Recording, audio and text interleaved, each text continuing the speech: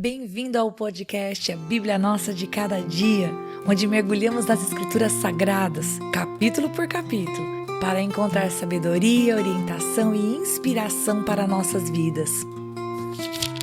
Juntos exploraremos as histórias, os ensinamentos e os temas profundos da Bíblia, descobrindo como a palavra de Deus pode nos transformar e nos ajudar a viver uma vida plena e significativa.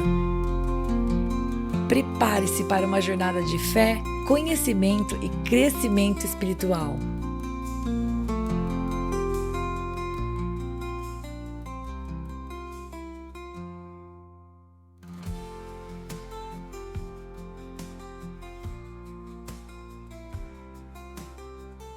Hoje nós vamos falar sobre incenso, nós vamos falar sobre óleo de unção, nós vamos falar sobre contagem do povo, sobre bacia de bronze e sobre Deus dizendo para Moisés tudo, absolutamente como tudo deveria ser feito.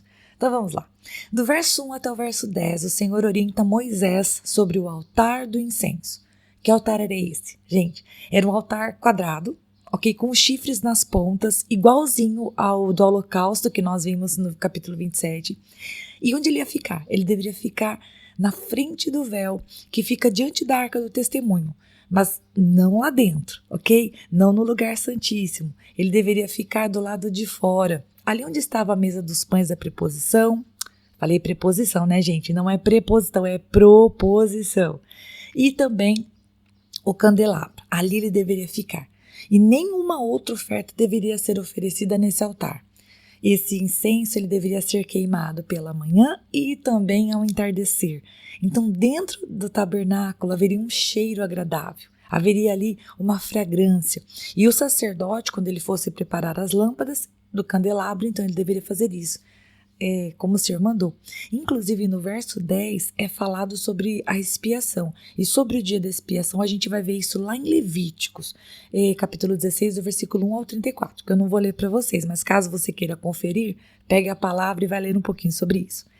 Do verso 11 ao verso 17, Deus vai orientar Moisés sobre a contagem do povo, o recenseamento. E, gente, isso era importante, porque contar o povo significava saber, poxa, quantos temos? Em caso de guerra, em caso de serviço militar, em caso de qualquer coisa, poxa, era necessário saber quantos temos, quantos haviam no povo. Não para depender de números. Deus jamais queria incitar o povo a pensar assim, nosso exército é maior do que o do inimigo, então podemos batalhar porque temos como vencer.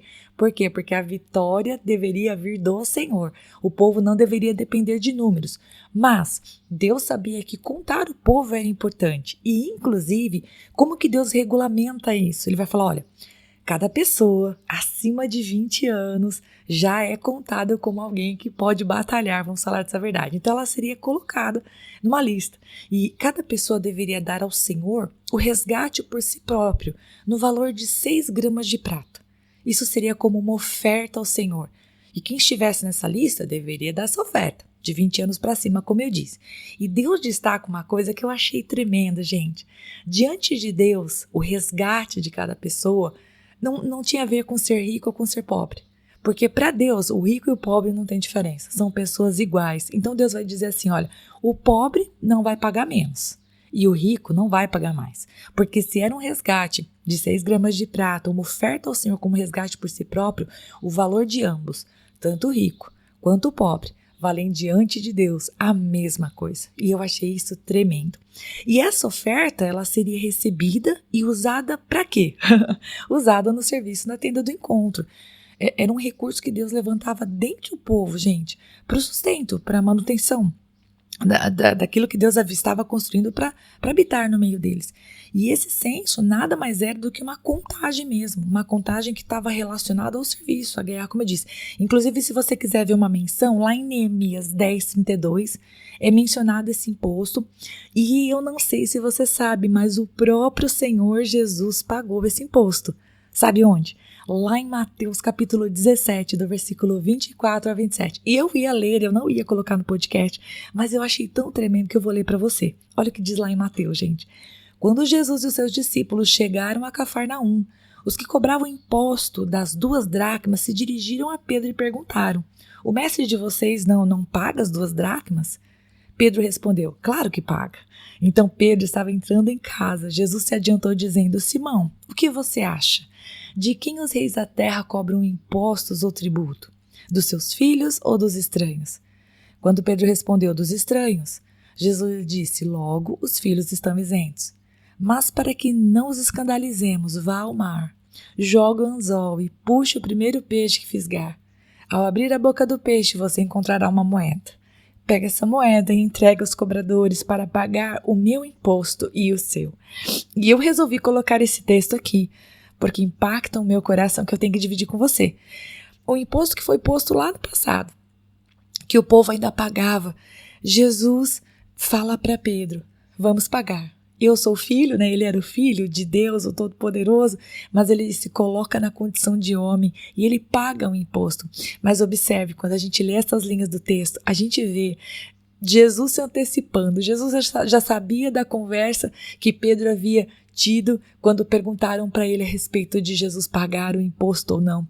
E Pedro disse no versículo 25, claro que ele paga. Mas Jesus já sabia o que estava no coração de Pedro. Então, antes que Pedro falasse, Jesus já disse: devemos pagar ou não? E Pedro diz: né? E agora, Jesus, que eu te respondo?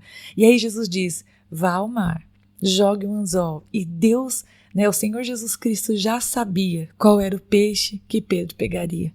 E o Senhor Jesus já sabia o que estaria dentro do peixe, que era a moeda para pagar os impostos.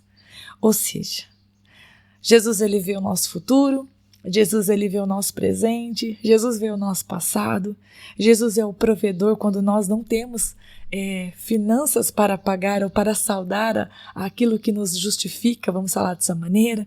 Deus, ele verdadeiramente tem todo o controle. E Jesus, o Emanuel, a sua capacidade de conhecer os tempos e de prover nas nossas vidas.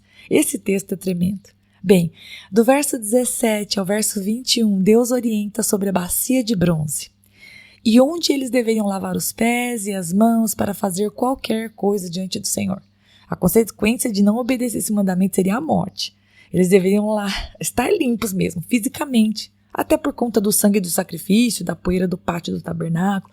Então, embora pareça exagerado da parte de Deus dizer que eles morreriam se não obedecessem ao Senhor, Deus estava fazendo nada mais do que firmando algo como necessário. Era necessário estar limpo para servi-lo. Claro que não apenas o exterior, né, gente? Mas também o interior. E essa bacia, como a gente vai ver lá no capítulo 38, verso 8, a gente ainda vai ver isso, ela vai ser feita de bronze polido, né? A partir de espelhos de bronze, não de vidro, viu, gente?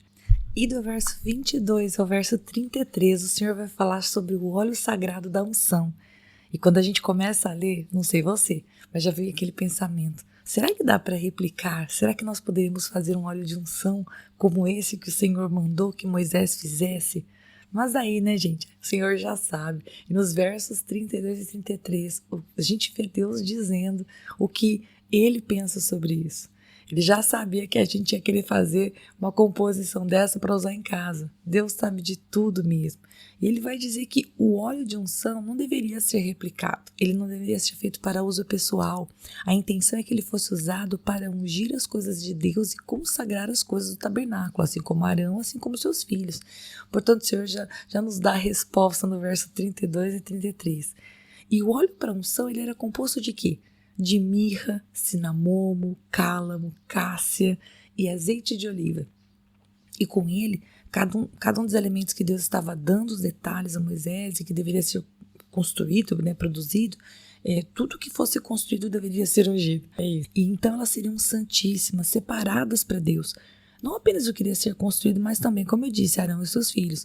O que era para o Senhor deveria ser ungido com óleo, consagrado e separado. Seria mais ou menos, gente, cerca de uns 23 quilos de especiarias secas e em pó, misturadas ali com 4,5 litros de azeite de oliva. Bom, e por fim, do verso 34 ao verso 38, o Senhor vai falar com Moisés a respeito do incenso santo. Sim, dentro do tabernáculo haveria um incenso. E ele seria de alguns elementos que para mim eles não são próximos, né? Estoraque, ônica, gálbano, incenso puro e sal. Tudo isso pode ser procurado no Google e a gente pode descobrir, você pode descobrir individualmente o que era exatamente cada elemento. Mas o sal, queridos, que é comum para nós, ele melhorava a queima e também ele era usado como conservante, né?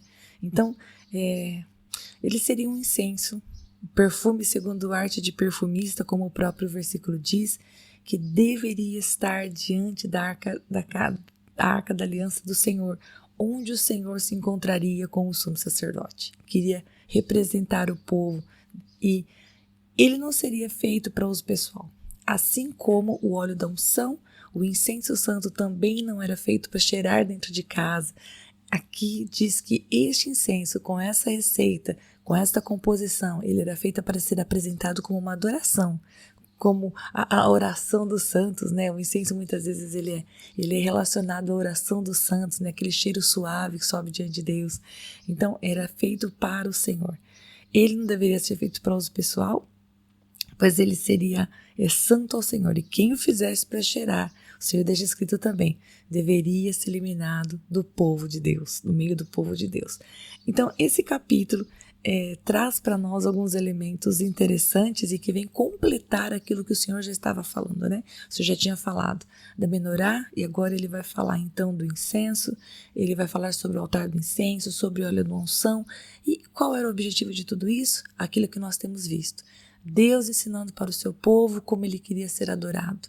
Deus falando para eles a respeito da santidade. Algo muito diferente do que aquilo que eles viam no Egito. No Egito havia adoração, no Egito havia sacrifício, mas no Egito não havia santidade, não havia consagração, não havia busca de expiar o seu pecado. Ao contrário, cerimônias muitas vezes no Egito incluíam pecado, incluíam atitudes pecaminosas para invocar a presença dos deuses ou agradar aos deuses.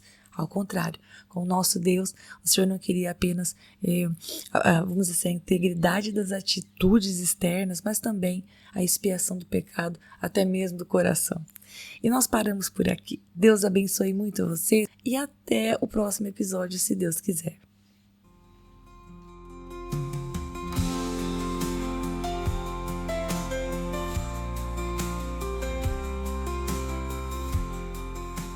E se você ficou até agora, não vai embora não. Agora é hora de você curtir, comentar, compartilhar esta palavra, porque se ela abençoou você, ela pode abençoar outra pessoa também. E lógico, se inscreva no canal, ative o sininho, assim você não perde os próximos episódios. Deus te abençoe e até lá!